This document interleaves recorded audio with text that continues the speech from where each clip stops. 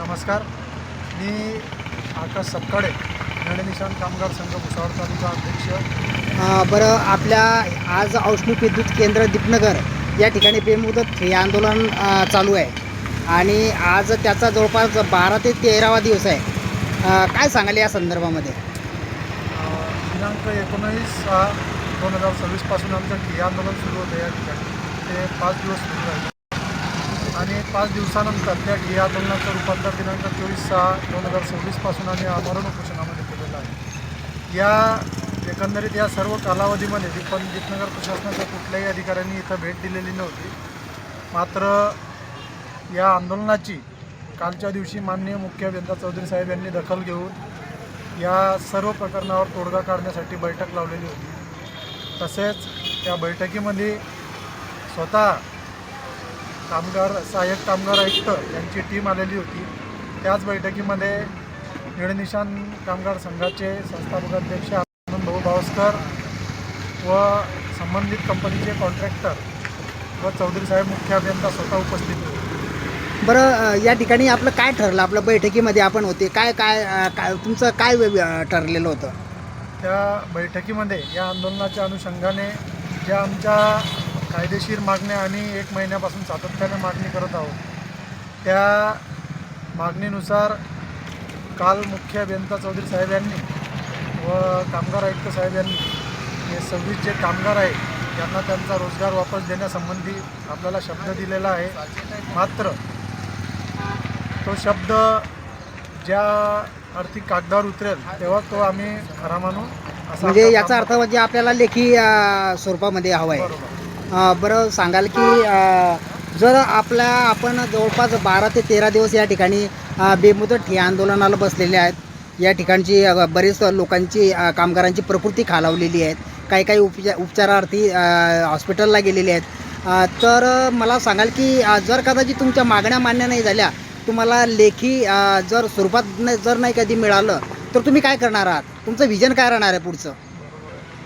एकंदरीत काल झालेल्या बैठकीच्या अनुषंगाने त्या बैठकीमध्ये जी वार्ता झाली, सकारात्मक चर्चा झाली, जे आम्हाला तिथं आश्वासन दिले गेले ते कागदावर न उतरता जर का ते आश्वासन पाळले गेले नाहीत, 2 दिवस ज्यांनी मागितले आहेत त्या 2 दिवसामध्ये ते पाळले गेले नाही, तर मग आमचं आंदोलन जे उपोषण सुरू आहे, आमरण उपोषण, ते सातत्याने जसं आहे त्याच स्वरूपात राहील व याच्यापुढे आम्ही कुठले 2 दिवसानंतर उपचारही घेणार नाही.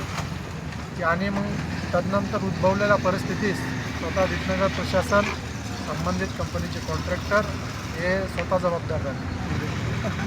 माझं नाव रवींद्र लक्ष्मण बाविस्कर, नळनिशाण कामगार अध्यक्ष दीपनगर. या ठिकाणी एक निळे निशाण कामगार संघ च्या माध्यमातून बेमुदत ठिय्या आंदोलन चालू आहे आणि आज जवळपास 12 ते 13 दिवस झालेत या ठिकाणी सातत्याने आंदोलन चालू आहे. तर आपण या संदर्भात काय सांगाल? जोपर्यंत आम्हाला न्याय हक्क मिळणार नाही तोपर्यंत आमचं आंदोलन या स्वरूपात आणि याच्या नंतर आमचं आंदोलन हे तीव्र स्वरूपात करू. तो यही गुजारिश है कि जल्दी से जल्दी हमें न्याय दीजिए.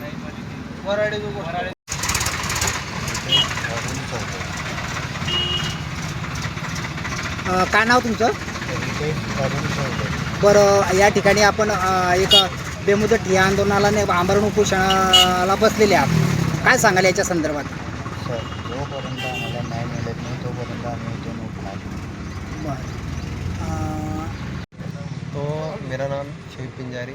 जैसे कि कल की चर्चा में बात हुई, पीआई साहब भी थे और हमारे मुख्य अभिनेता भी थे दीपनगर के और हमारी कंपनी के मालिक लोग भी थे, सब थे. उनकी इसमें चर्चा हुई है. जो मांगने की उन्होंने बोले तो है, 2 दिन का भी बोले हैं, फ्राइडे तक का. और हमारा उपोषण अभी रुका नहीं है, उपोषण कंटिन्यू चल रहा है. उपोषण हमने नहीं रोके. जब तक के मांगनी होनी जाती है उपोषण ऐसे ही चलता रहेगा. 2 दिन का तो बोले हुए हैं. हमारी आशा है उनसे कि वो मांगनी पर सक्षम रहें और हमारी मांगनी पूरी करके हमें भी यहाँ से रिहा करें. नमस्कार, मेरा नाम अतुर पटेल है. हम 2021 से इस इंटरप्राइजेस में काम करते हैं और आज हम हमारे इंसाफ के लिए यहाँ पे बैठे हैं. कल यहाँ पे चर्चा हुई, कामगार आयुक्त साहब, सी साहब और हमारे कॉन्ट्रैक्टर इंटरप्राइजेस के सब मौजूद रहे, मुख्य अभियंता. और हम इनसे यही मांग करते हैं जल्दी से जल्दी हमारे हमको न्याय दीजिए और हमारा उपोषण ख़त्म कीजिए क्योंकि माझं नाव विशाल उमेश शिरवाडे बोला. बरं या ठिकाणी आपलं एक बेमुदत ठिय्या आंदोलन चालू आहे. आज जवळपास 12 ते आमरण उपोषण चालू आहे. जवळपास 12 ते 13 दिवस झालेत. काय प्रतिक्रिया काय आपली? ते की आता आम्हाला उपोषणाला आता 8 दिवस झालेले आहे. तरी पण आम्हाला जे सी साहेब आहे जे आमचे कॉन्ट्रॅक्टर आहे त्यांच्याकडनं आतापर्यंत आम्हाला न्याय मिळाला नाही आहे. त्यामुळे आता बऱ्याच मुलांची प्रकृती आता खालावलेली आहे. त्यामुळे आम्हाला लवकरात लवकर न्याय मिळावा, नाहीतर आमचे जे आमरण उपोषण आहे ते कंटिन्यू चालू आहे.